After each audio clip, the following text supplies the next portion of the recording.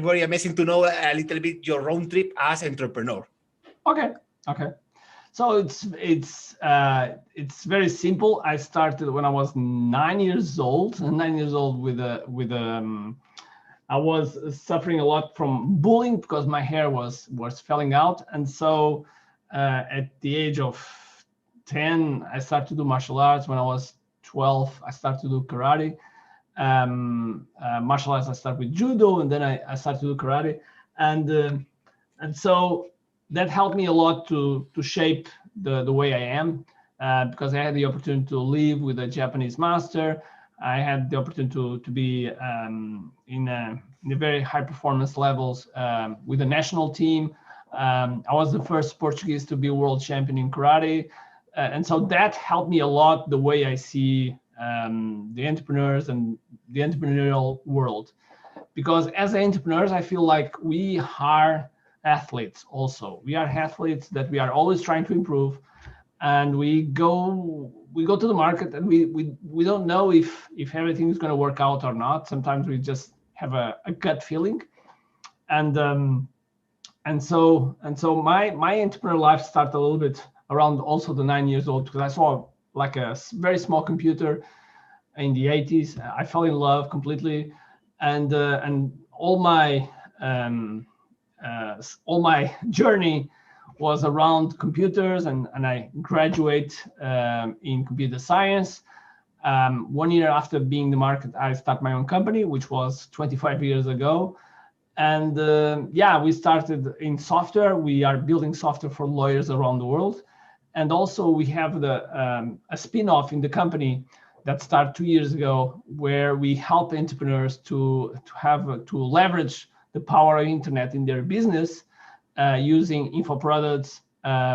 We do coaching. We have live events, so they can use the online marketing in a way they can sell more, have a better branding, and have the life that they are dreaming. Oh, this is so amazing, because at the end, is something that you say, no? It's like how you are changing, like, okay, I'm going to prepare this product, or I'm going to create this info product, or I'm going to do this, but I don't know what is the travel. So it's like, I have an idea, I want to fight for this. So in that part, if we analyze, like, okay, you have this roadmap. So what will be, like, from your experience, the biggest challenge that you had in order to adapt to this COVID situation and post-COVID situation?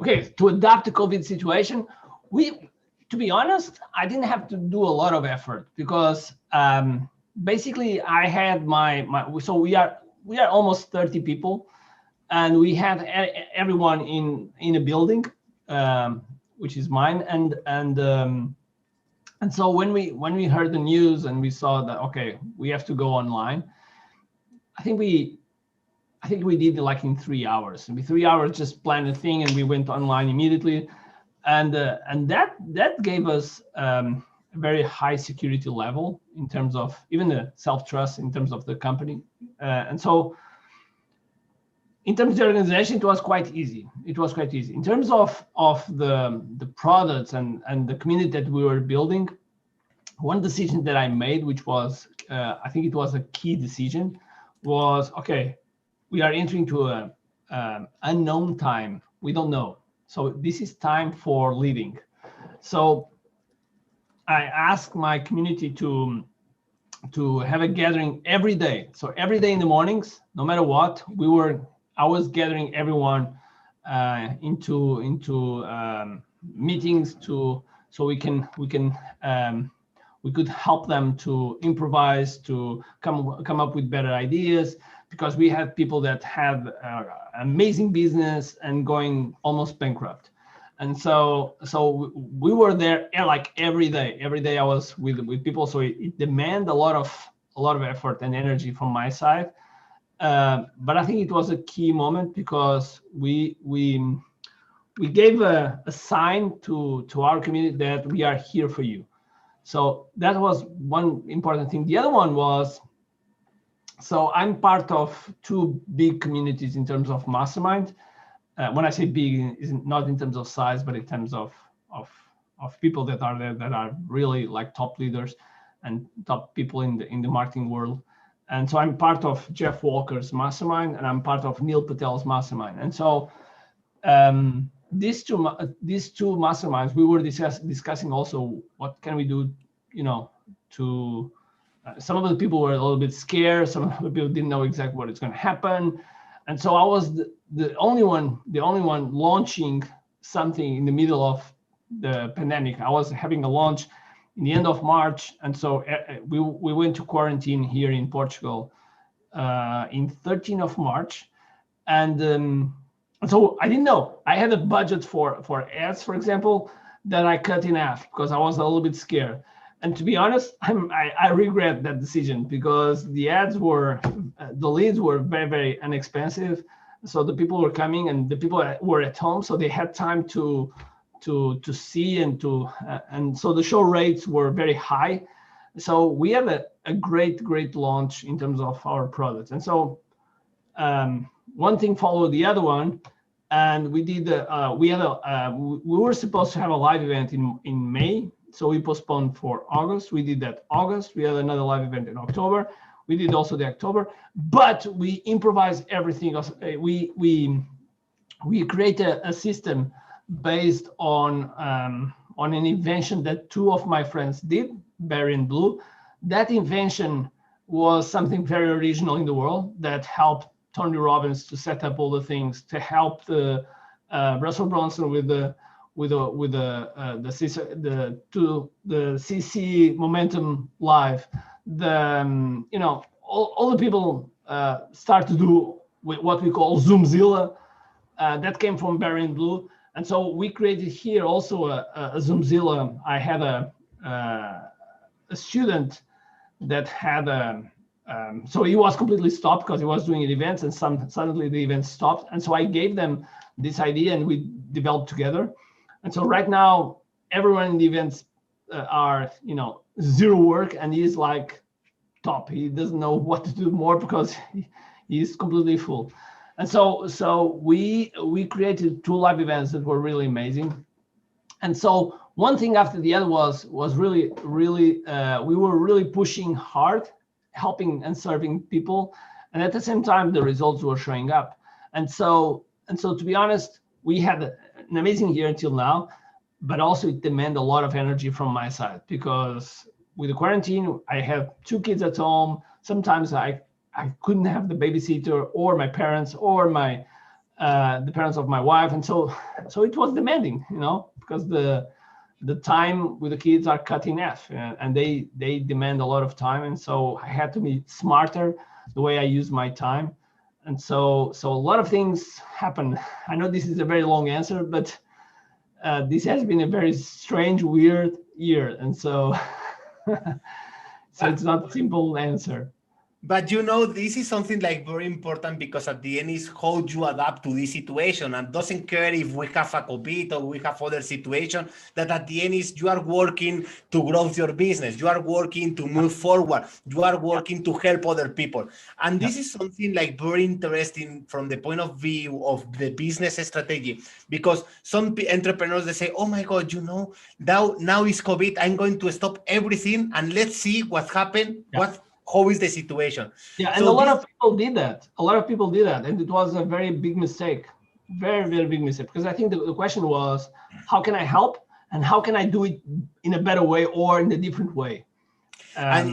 And something that you say very, very interesting a few minutes ago was like, okay, I was working with the companies. I was here. Maybe it was so demanding. It was so much time. But at the end, I was here for the companies that I serve. I was here speaking with some friends to take this idea that, okay, we can do this amazing event. And now Tony Robbins is using that. So this is something that is changing the world. And a lot of, even my students did an amazing thing. For example, one of the activities in industries that were really had a big hit was restaurants. Restaurants were hit all over the world, and so it's becoming difficult for the restaurants to do a great, to have a revenue to survive. But one of my students, he had the best revenue day ever during the pandemic. ever. Why? Because he thought different. In one of our webinars, we were discussing, and he came up with an idea that he was going to create an experience in people's home in a way that he will deliver the food and all the things around, that people would feel like they were special. And so he had so many requests, and he did like birthdays, anniversaries. He did a lot of things, and so in the way that people really loved it, and so they were requesting, they were asking, and so he had the like I said, the biggest revenue day ever, and he's doing really, really well. And so I see people a little bit around the world, and also here in Portugal, people, doing some what do you call, some I don't know the right name, but they go to the street and they talk bad about the government or ask for help, and a lot of people there complaining, and I understand, and it's tough to get that, but in my mind is, what if instead of complaining, use the same energy, but to come up with different way of thinking and different ways of working? Because if you look to times, there is always something that happens that disrupt the industries. Like in the 19th century, 50% work in agriculture. So when the machines start to come out to agriculture, what if the agriculture were going to complain and ask for it would it was not like that. And so they could not complain because it wasn't, now they have rights and all the things, but they had to adapt. They have to adapt. Today we have like 3 or 4% of the people working in agriculture. What happened to the rest? They had to adapt. And so I think with the pandemic, a lot of things happened. One of the things is people had to reinvent, to reboot their systems. That's one thing. The other one was people are more connected. So, all the images and the videos, like very, very high professional, we don't need them. And so people are connecting more and more with the authentic, with the real, with the hashtag real from home, that we are speaking for a certain audience, very famous. Suddenly a kid shows up and starts to ask for our, for the lab. And so it's something that is it's strange and good at the same time, that people are more forgiven for these kind of things, and they enjoy it because they feel like, okay, this is a real person. This is it has real challenge like me. And so my experience has been like, it's another thing that COVID bring was more connection. And that's amazing. And this is something that we were discussing with Jeff Mendelson, because he was like, sometimes we expect to say, okay, now I'm going to invest on all the equipment, I'm going to buy my cameras, I'm going to buy a good micro. But at the end, he told us, but I was my first time in front of the camera, and I say, oh my God, I'm afraid of being here with you. So it was like, so he said, you don't have to spend so much money. Take action, take one micro, and after you can improve and you can buy 5 micros and you can have 10 cameras, but start with one and be authentic. Totally. And I have right now in my YouTube channel, I have around 1,000 videos. And the first 100 wasn't only with this. I did only with this. I did a challenge with a friend of mine from Brazil. I did a challenge which I did one video per day for 365 days. So it was 365 days without stopping, one video a day. And I think half I did with this, with mobile. Even the editing was from here, the uploading was from me, everything was from here. So, people sometimes they try to find excuses not to do, because, oh, my hair, or I don't like my voice, or I don't like the way I look. And the funny part is, and a lot of people say like this, and the funny part is, the first video we're gonna suck. And the way is every time we do something, we suck less until I reach a point that we don't suck. It's like, okay, this was good. And then we realize that we are improving, and suddenly we are in my programs, we do a challenge all the time, a 30 days challenge of videos. And people, I think 100% of the people that went through said, okay, I didn't want to do, now in the end, I know that I can do it. And so yeah, that was another thing that COVID brought, was people speaking to the cameras, because people are not in real presence. And so that helped also to get some fears out of the system. Yeah. And this is something that we have to fight, because at the end, the fears, they are only inside us. I have one very close friend that he's from Portugal. He's Felipe Carrera. He's an international coach, member from JCI and other organizations. And he told me one time, Agustin, if you access to one new room, you can be a different person. And I didn't understand that, but it was like, he was, okay, I'm going to tell you about what is the meaning of that. If you are in front of a camera, if you are in front of an audience, if you are doing a training, people, they don't know if you are afraid, if you is your first time, or if you are like a little bit stuck in, because you say, I don't know if I'm going to say the correct thing, but say, do naturally, because at the end is something that you are going to do. People doesn't know if you are afraid or you have forgotten the information. And this is something that changed my life, because at the end is take action, move, work in your project, because at the end doesn't care what happened in the environment, doesn't care what happened outside, because at the end, everyone has fears. And the only person that they don't have any fear is the person that is dead. It's true. And one of the things I usually say is, if you are nervous, tell your audience that you are nervous, because people are gonna feel like you should win because you are being honest. And so every time you are doing the first video or doing the first live and you are nervous, tell the audience that you are nervous. And you're gonna see people saying, hey, don't worry, you are doing so very well. And people connect with that. So being honest and be authentic is something that always works. Okay, now let's see that one person say, okay, I'm listening Ricardo, and I know that it's important to be original, authentic, to take action. So one thing that it will be like very interesting is what we do as soon as we assume that we have this fear, that we are a person that we feel different emotions, and maybe there are a negative emotion about doing one thing. What will be the strategy in order to say, okay, now that you know that you have fear, how you move action, or how you take action in order to move to the next step? Yeah. So in the online world, I like very much the digital products, the info products, because it's quite easy. There are some barriers, which those barriers are the ones that we are talking about, which is basically the mindset.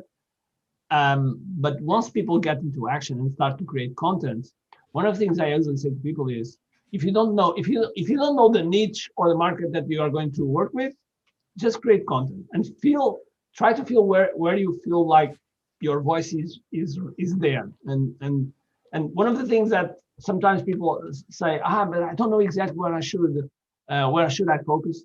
I usually say, okay, if you know exactly what you don't want to focus, awesome. That's one way to start. Okay, and then just start to produce content. You'll start to see where you like to talk about, what exactly you like to talk about.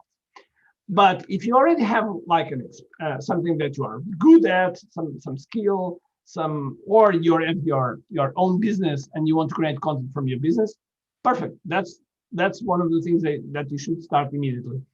And as you are creating content, you are gathering feedback from people, and that feedback will give you some ideas. And of course, during that time, it's very important to build a list. And list is the emails and the name emails and whatever you need, like phone calls or address, whatever. But the basic stuff is the email. And right now, I would say email and text number. Those two things, if we start together the list, and we start to have like 100 people, 200 people, and 300 people, as soon as we reach to 300 people, we can do what we call a seed launch.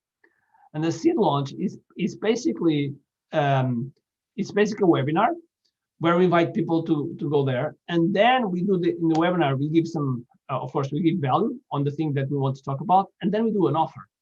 And the offer is about a product that doesn't exist. I know that some people make some confusion, like, why I'm selling something that does exist? And it makes some confusion to people. And I usually say, when you buy a concert, a music concert, do you receive something when you buy? It's given like live. It's not given at the moment that you buy. And sometimes you buy the concert like 1 year before, like U2 or Rolling Stones or whatever. You buy 1 year before. You don't have nothing. You just have a piece of paper and sometimes nothing. Just an email. That's it. And usually it's a terrible experience until the concert, because you have a big gap from the buying until the concert. So, if the people realize that, they feel more comfortable. And that's for me, it's the pivot point. Once people do the webinar and they go through the process and they do the offer, which sometimes people are terrified, which is natural. The first two webinars that I did, I sold zero. I sold zero, and it's very easy to give up on when we have that feeling. But it's important not to give up. It's important to go through the process. So in terms of strategy, it's very, very important to go through the process, even the first time, and not having expectations of selling. If you sell, perfect, make a little dance, because it's amazing time.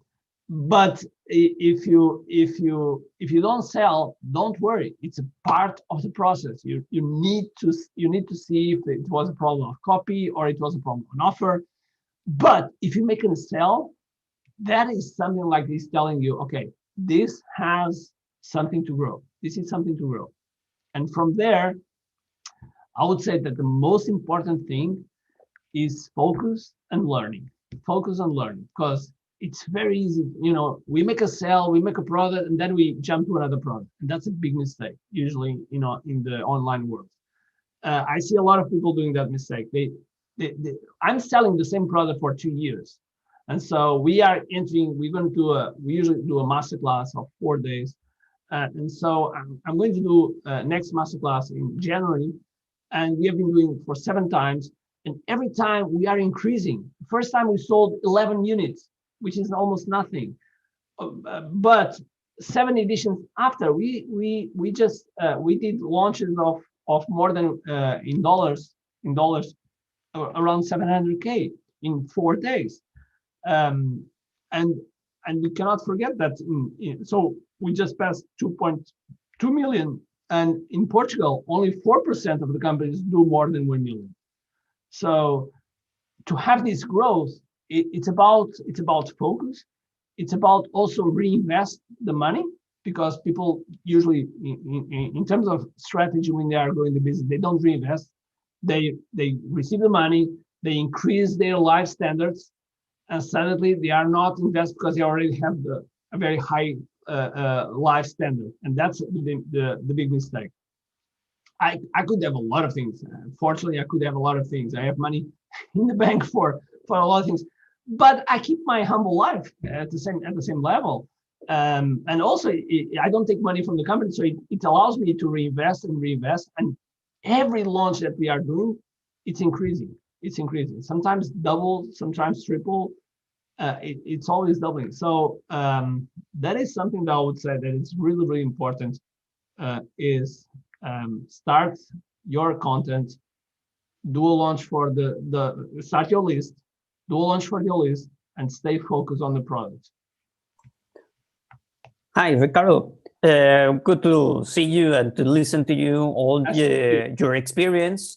I have a question according, we can say, to the crisis moments, because right now, as you mentioned at the beginning, we are living a crisis moment, but it's not the single one we will to live in our life. No, almost every 4 years, 5 years, we have or a local crisis or a global crisis. No, if we remember 2008. No, and before, well, here in Mexico, every 5 years or 6 years we have a different crisis. No, but here my question from the entrepreneur and the company owner perspective: when you in all your, because I listened that you have 25 or 20 years with your company, no? 25. Around Yeah.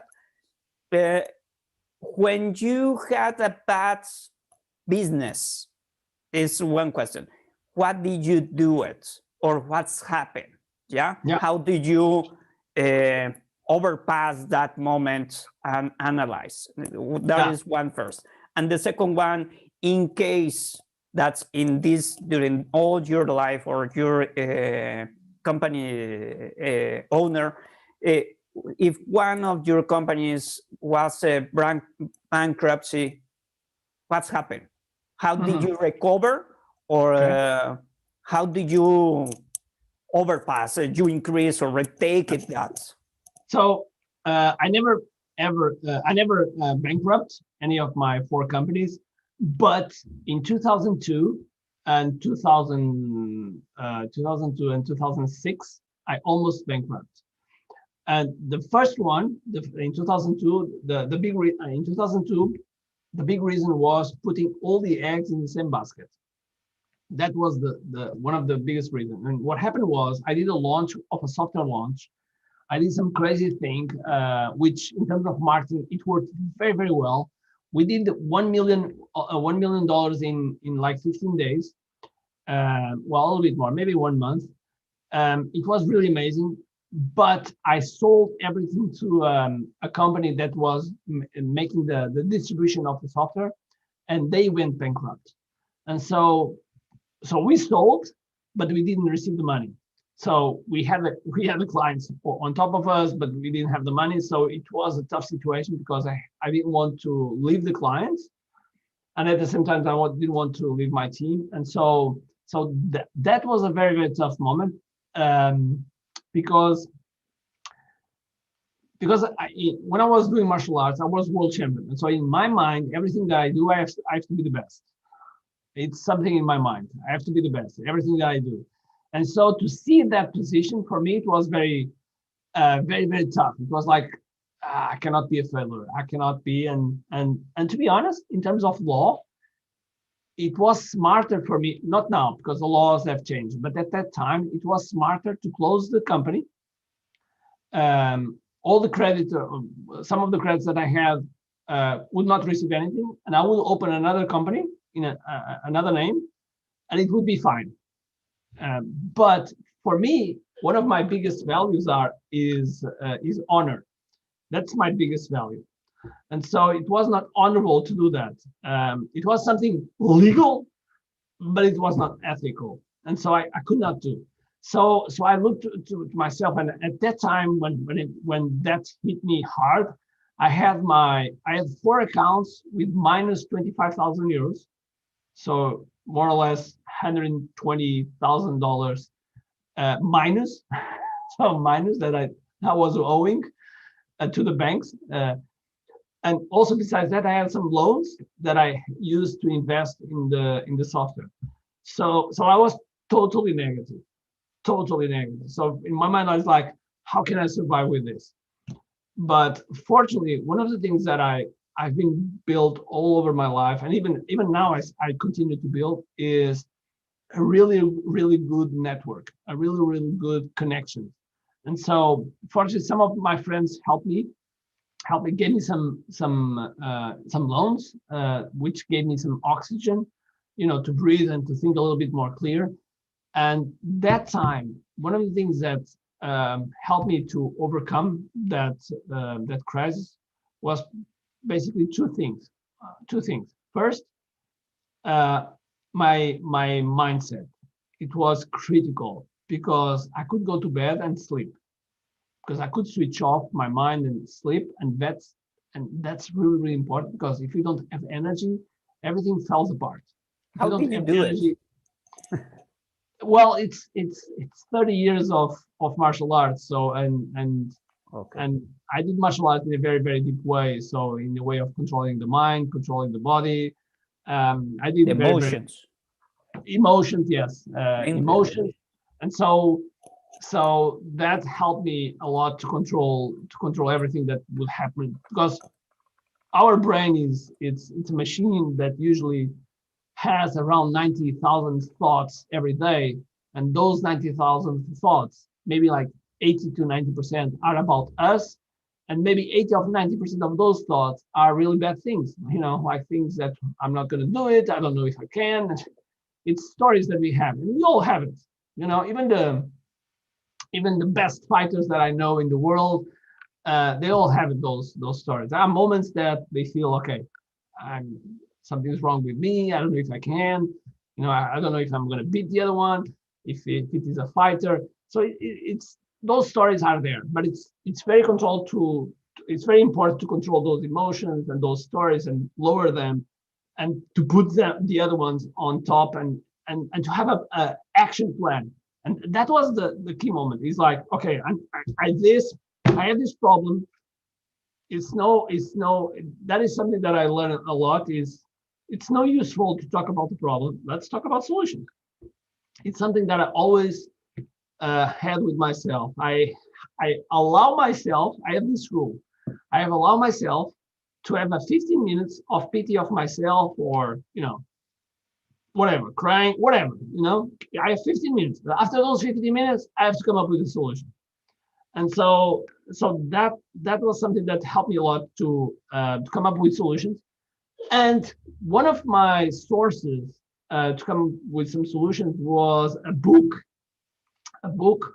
of someone that probably you know. His name is Jay Abraham. I don't know if you know, but Jay Abraham is one of the biggest marketing gurus in the world. And Jay has a book called Everything You Get Out of All You've Got. And it's a really, really amazing book. And I read like 3 or 4 times. I took a lot of ideas. And so I looked to my assets, and I started to see that I had assets that I was not selling that I could sell. And so I started to do a lot of things with that. And that book gave me so many insights that helped me to increase my revenue and start to pay out the debts and all that stuff. And so that helped me. And the funny part is, I read that book in 2003. And then it came up another book of Chet Holmes called The Ultimate Sales Machine. And those 2 books, and that book helped me. It was the first time that I listened about content marketing. It was not Russell or Jeff or whatever. No, it was Chet Holmes that was talking about content marketing. And so I started to do like newsletters for my lawyers, my clients that were lawyers. I was doing newsletter every week to give them value and to turn in a way that they would ask me for the product, not me trying to sell them. So it was the first time that I started to do something related to content marketing. And so those two books helped me a lot. And the funny part is, so the book I read around, the Jay Abraham book I read around 2003, and in 2017 I had the opportunity to meet Jay Abraham and have a dinner with him. So it's impressive how life goes from one point to the other. Like having a book of someone that we don't know, and almost like 12 years later or 13 years later, we know the person. And this is really amazing. This is really amazing. So those 2 big books helped me to overcome those crises. And always think about solutions, never about the problems, never ever about the problems. And this is something very amazing that you say, because sometimes it's like, okay, oh my God, I love this book. And after that, you say, oh my God, I meet this person after 12 years. Yeah. So this is something about life. Yeah, and I'm very grateful, because right now, I may say like 90 to 95% of my library right now, it's all people that I know. And so almost all books are signed. I think the only books that I don't have signed yet, it's Russell. I have Jeff, I have Brandon Bouchard, I have Dean Graziosi, I have all those people. I have Tony Robbins, also book signed. I have a lot of people in my library, and it's really amazing, because now we know the person, and we know also some of the people. I know also their backstage, because sometimes you read the book and you think you make a story, you make an image of the person that you are reading, but suddenly you know the backstage and you go down, it's not really like this. Okay. But in the other end, there are persons that you meet in person, you go like, shit, this is the real deal. This is someone that, it was in the book, and we see him in person. We know the backstage, and he's always the same person, like Jeff Walker. Jeff Walker is like that. I don't know if you know Jeff Walker. He No, has a I don't book have called, the pleasure. he has a book called The Launch. I really recommend. And Jeff was responsible for, well, if you know Luis Carlos Flores right now is launching a product that is licensed of Jeff Walker's product, which is called the Product Launch Formula. And so he's been selling Product Launch Formula for the last 15 years. And so every launch that exists in the marketing world, somewhere there is someone that is studying his method. And so I had the opportunity to meet him in 2014, and I had the opportunity also to get into his mastermind. And he is like that. The person that we read is the same person that is in person in real life. So yeah, and and also if I may pass some experiences, sometimes we read a book, but we read the book, but we don't really read the book. And so I really like to read like 2 or 3 times sometimes the books. And so I have like, I don't know, I have like 20 new books I haven't started yet, because I really like to go through again and again. Oh my God, this is so amazing. Ricardo, we are going to speak from the behind of the scenes, so we can speak and go further about your experience in this 100x Profit Summit. So one thing that I would like to ask you is, let's see that we are now with one company, or we are speaking maybe with Martin, that he has his company and he say, okay, I want to grow my company, I want to scale to the next level.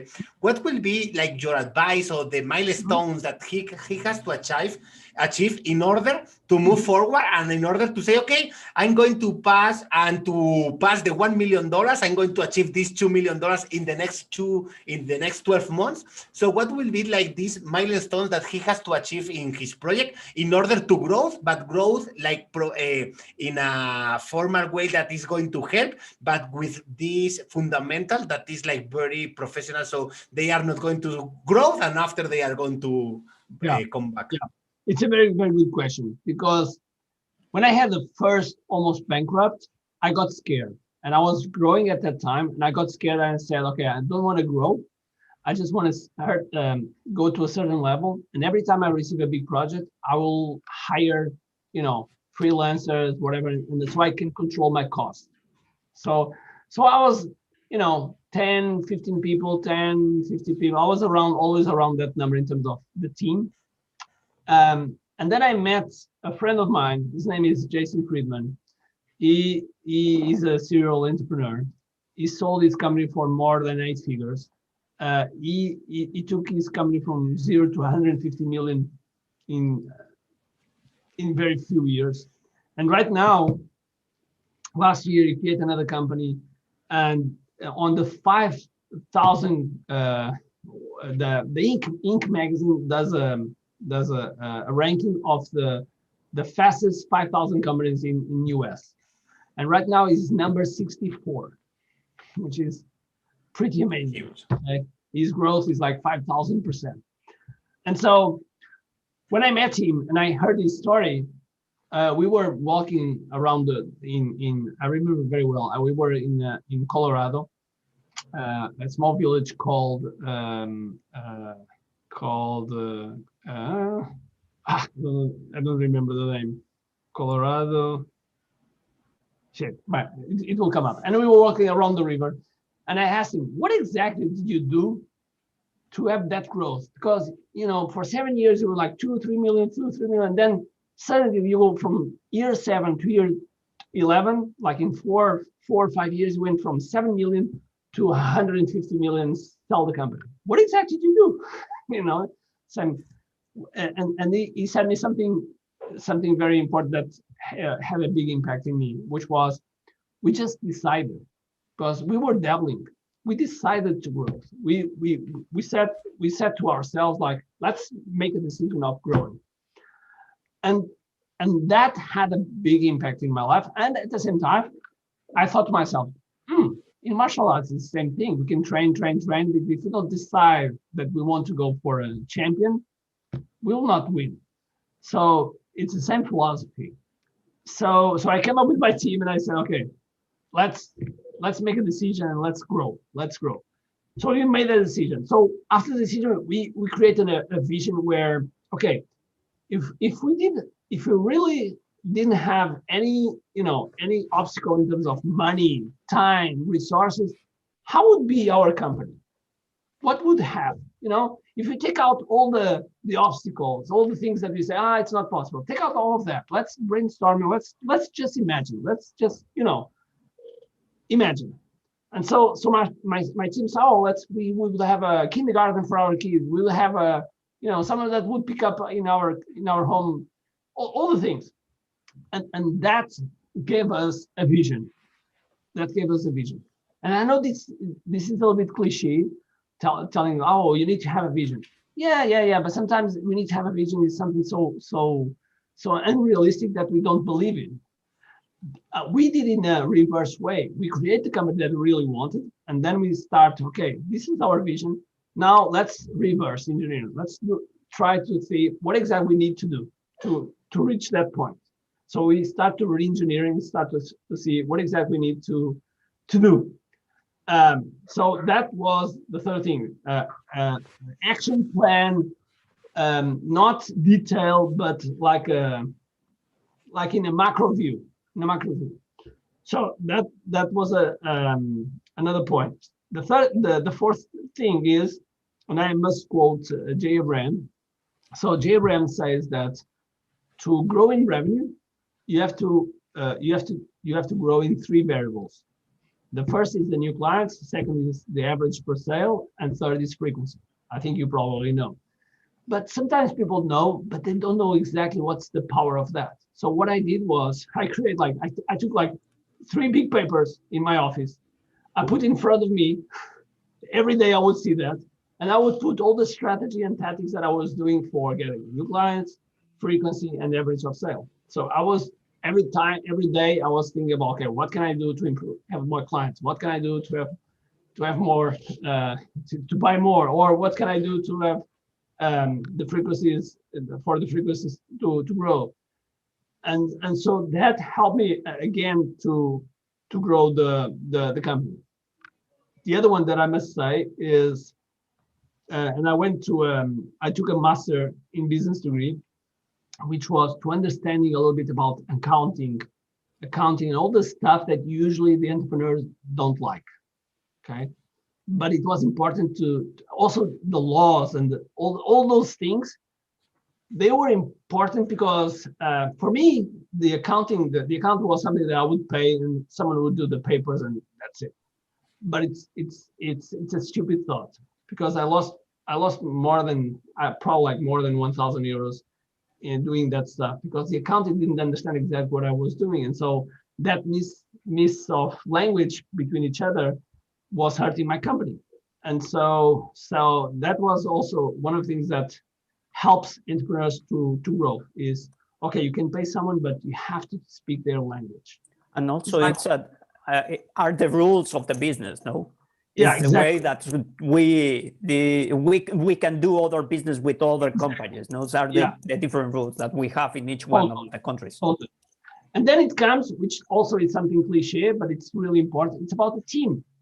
And one of the things that it took me probably 15 years, or out of the 25, 15 years to understand something so simple and so easy, which is culture.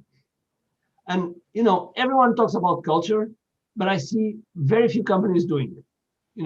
Almost all the companies talk about culture, but I see very few companies do. And Russell does it in an amazing way, the culture way. Simple things, even like the T-shirt or the Cubs, and we have the Cubs. We have all the things with this and all these things that we gave to our employees and to our team. Suddenly, they feel like they are part of something. They feel like oh, we are part of something bigger than us. And that created emotion. That created emotion that helped me a lot to grow, because people suddenly they think this is more than one. This is more than a company, because we have a mission. We have a mission of helping the Portuguese entrepreneurs to grow, or we have a mission to help the lawyers to become better and to be and help them to be more profitable. So those two companies have a mission, and the people are more committed. So one of the things that happened is, and because we have like, for example, developers, and developers, they have always job. They have a job everywhere. It's very tough to have a developer that stays with us. Very tough. And so the rotation of the team is something that always affects the performance of the companies. And right now we are in a level that the rotation is very, very few. The rotation only happens when when the person doesn't correspond with the levels that we want. And so that was another key thing, helped to explode our business, which was the thinking. The thinking is different. It's like our relation to the money. Like, if when we start the business, talk about maybe dozens, it's okay. But then we start to talk about hundreds of dollars. It's people start to I don't know if I can. I don't know if I can do an expense. Or then we start to talk about thousands and tens of thousands, and instead hundreds of thousands, and suddenly millions, then tens of millions. And the mind is it's a different it's a process of accepting those values. That's why one of the reasons why people, when they get a lot of money suddenly, in games and lottery and all that stuff, 80 to 90% of people go again poor when they are poor. Why? Because it's real. We don't have the right mindset. And so that was something. Today I can also think in terms of millions and 10 of millions. It's in my mind right now. I cannot think about billions. It's not in my mind. But I have two friends that are two friends. One is friend, and the other one is a known person, which are billionaires. And they think differently.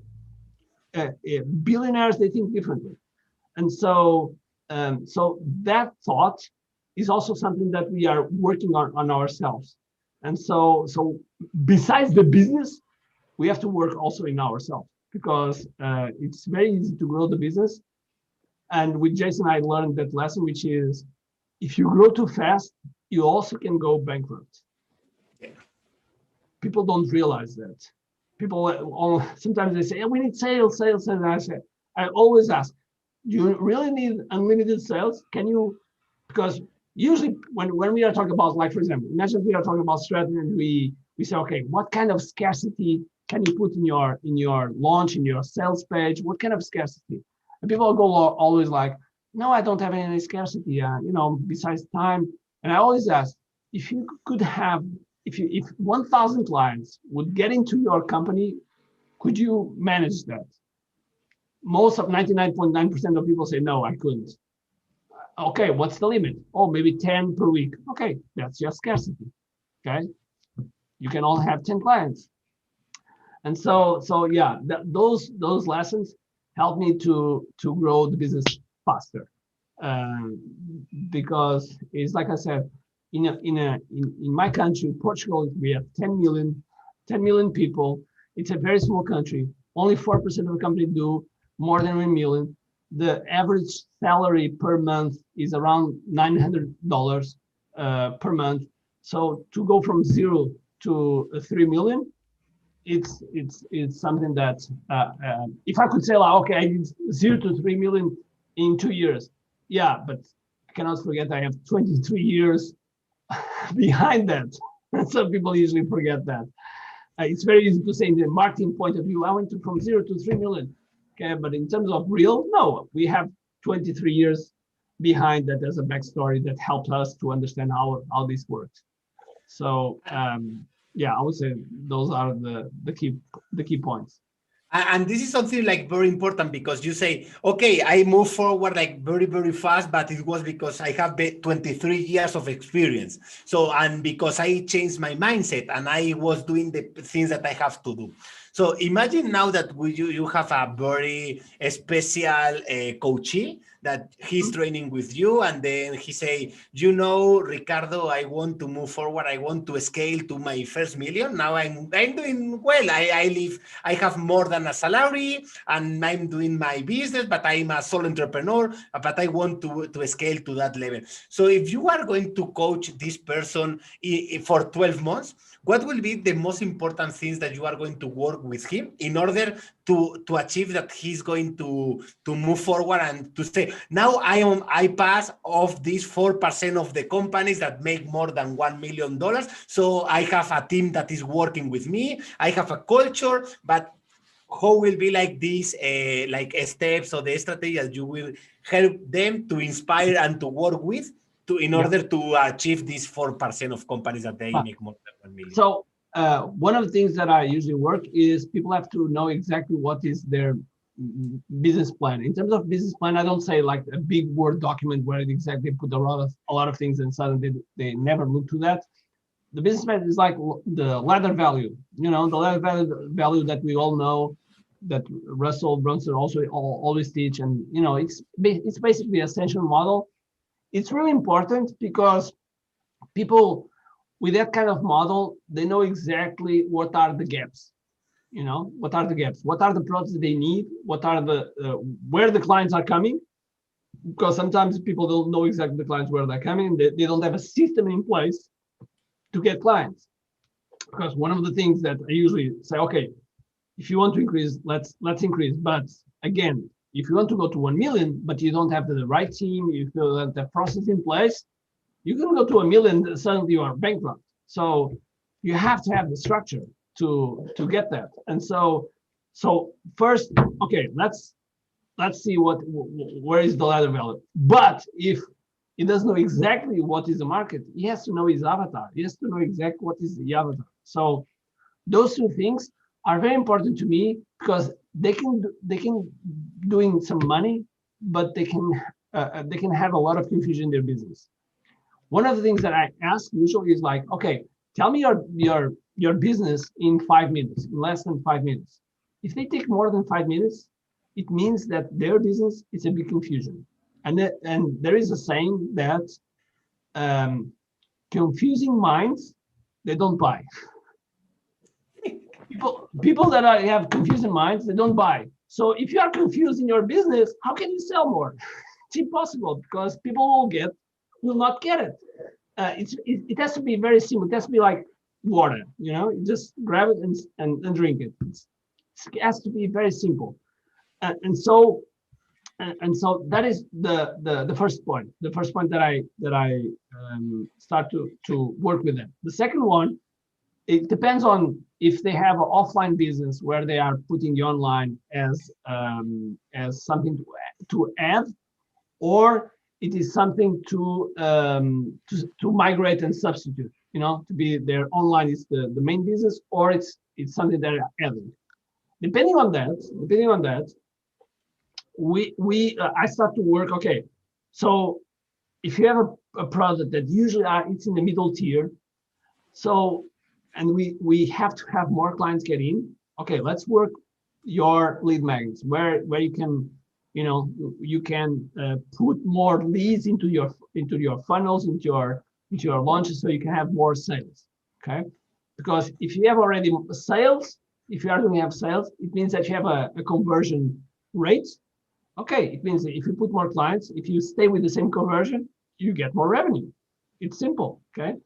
Of course, after the sales, we also have to look to okay, what kind of experience do you have? Are you improving your products? That's another point that we talk. But let's look to the place where the clients get in. And usually people, they only have like 2, 3, 4, 5 at the most of lead magnets, of something to build their list. And I have 76 ideas for lead magnets. Okay. I can give 76 ideas on how people can have their lead magnets. So suddenly, they most of the times, like if they are offline entrepreneurs, they don't have a system. It's word of mouth. It's some emails, their website, which usually is like it's something very static and doesn't do nothing, and so they don't have systems in place. So that is one thing. Put more clients into the funnels, get more lead mags. The other one is to increase the front end products. The front end products are, and I have a friend, she's from UK. Her name is Shaha Wasman, and she taught me something that it's very, very simple, but it's called pop-up products. And the pop-up products are products that are sold between $0 and $50. Okay, between $1 and $50. And so those basically, those products, the main goal for me is to pay the ads, is to pay the leads. So if the leads are paid by that, it means that we can put as much money as we sell the proper products. And at the same time, we are having a qualified list for bigger products. And this is one of the ways to get 1 million quite fast. Because if we have a lot of people getting to our list and they are qualifying leads because they already open wallets, we gonna have for sure more people. Now the next step is to have a product where we have between 500 and maybe 2,000 around that, so we can put people into a launch and then sell that. And after that, we can have a live event. Okay, it can be virtual, but a live event where you can sell something that is high ticket. And usually it's the better decision is for 3 days, and in those 3 days we provide a lot of value. So when we come to the offer, we don't feel like we are trying to push something, and that will give us a first group where we can work as a mentor. And those prices are always very high, higher than the other products. And this way, all these products compounds in a way that your business starts to explode. So those are the key. And of course, I have a triangle of type of products that every business should have to scale faster. And those are the digital information products, info products, basically. Okay, that's one. The second one is recurring products, so like membership. Okay, so basically, if you have an offline business, you can have info products to pay the ads and have leads for free. If you have recurring products, you are paying your costs.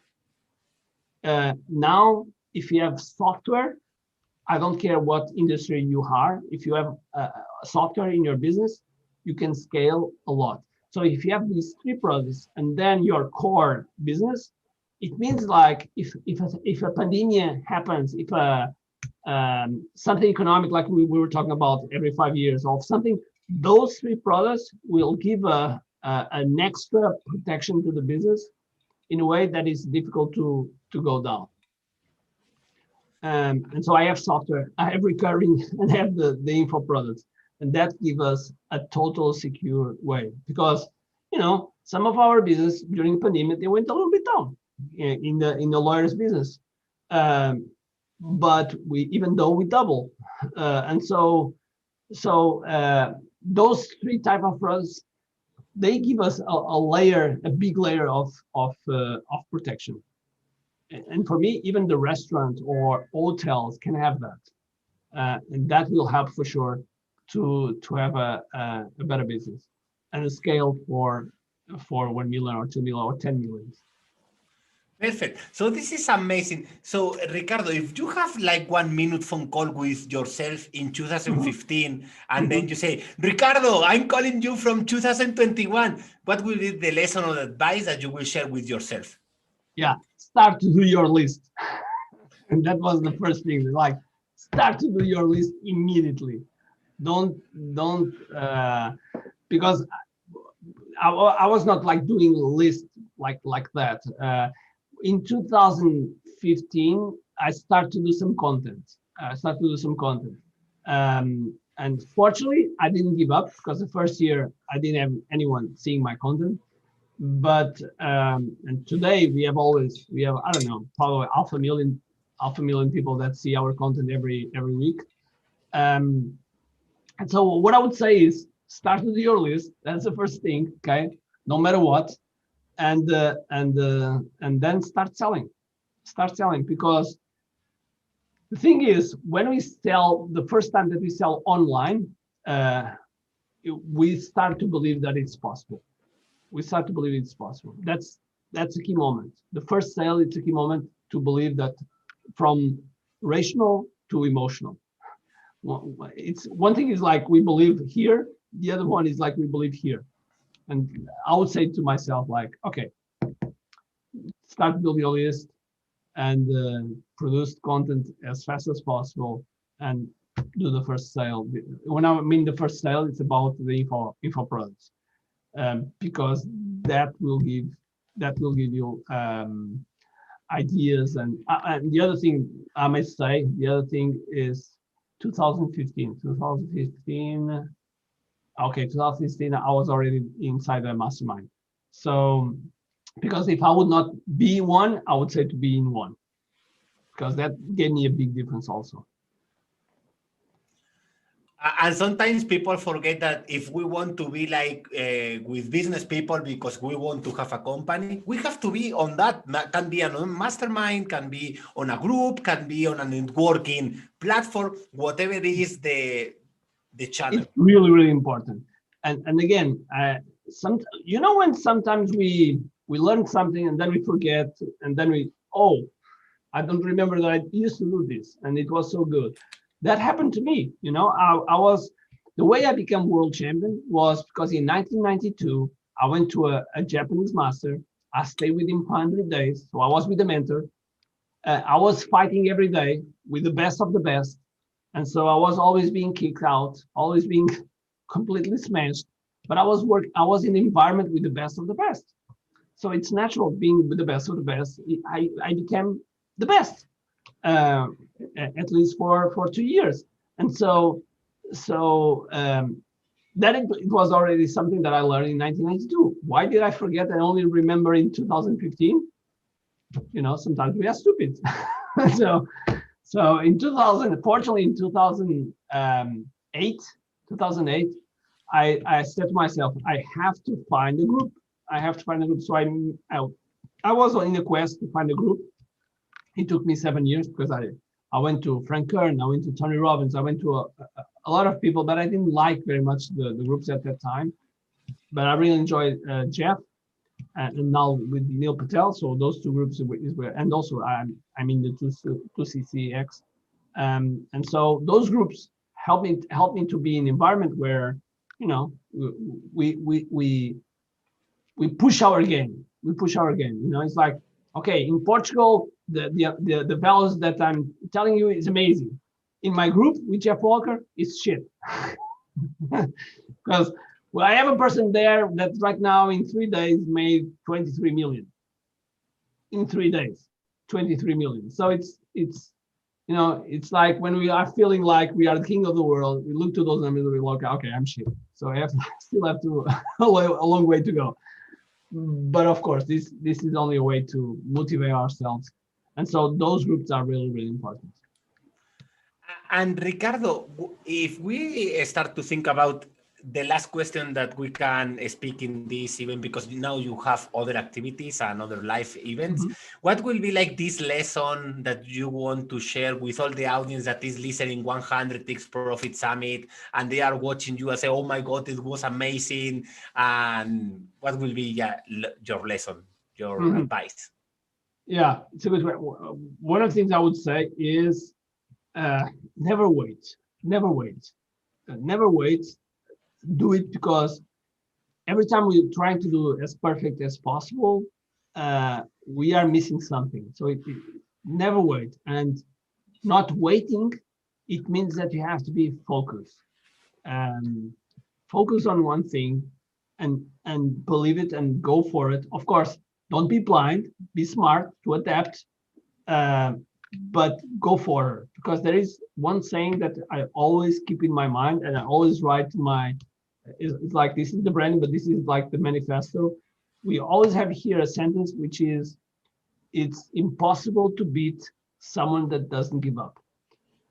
When I was fighting in my champions, the ones that I was scared was the ones that I would hit, they would go to the ground and they would stand up immediately. That was the ones that I was being scared. And so my message is you're going to be beat. You're going to be beat a couple times, but if you stand up and you don't give up, you're going to succeed, because every time you learn something, you're going to be better next time. And suddenly you realize that you are doing amazing things. And finally is, because I was talking about, friend of mine that do 23 million, is about like, compare to yourself, don't compare to others. You can compare to the others as an inspiration, okay, which I usually do, and as this inspiration. Sometimes we tease each other, but compare with yourself, because the environments are different, where you live is different, where you come in is different. And so if you are today, yourself is better than yesterday, if your business today is better than yesterday, you are doing well. And so just keep focused and keep doing. And this is something very, very important. Never give up. Always continue with your projects, with your dreams. Think smart. Act right now. Don't wait until you have the $100,000 studio. You can start with your camera, but start right now. Because at the end you say, and this is something like very, very interesting that for me was like, oh my God, this is like that. Because sometimes we have the situation that the company is not working so well, or the project is like a little bit reduced for COVID situation. And it's going to happen. We are not always on top. It's going to happen. It's going up and down, up and down. We just have to be smarter every time, and we have to put layers of protection. So that's going to happen. And the thing is, after I went through the bankrupt and all that stuff, our mind is like, okay, what is the worst thing that can happen?